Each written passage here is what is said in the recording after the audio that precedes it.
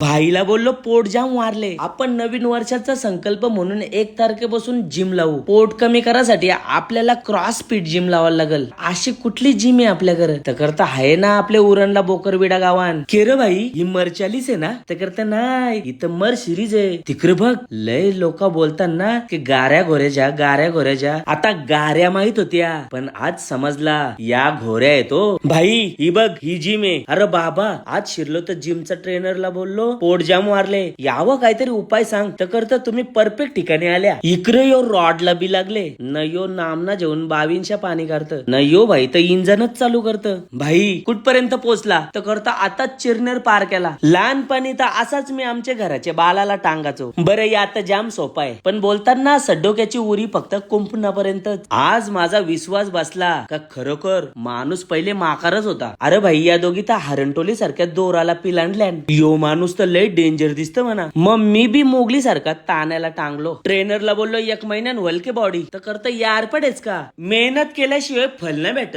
तुम्हाला पण जर नवीन वर्षान फिट अँड हेल्दी राहायचा असेल तर आपल्या उरणला बोकरविडा गावान अजिंक्य पॉवरला नक्की जा. कारण इथला ट्रेनर काय साधा सुद्धा माणूस नाही. यांनी USA ला जाऊन ट्रेनिंग घेतले, दुबईला रेसिंग केले, थायलंडला किक बॉक्सिंग केले, न लंडनला जाऊन मार्शल आर्टची ट्रेनिंग घेतले. मग विचार कसला करता? आजच जा.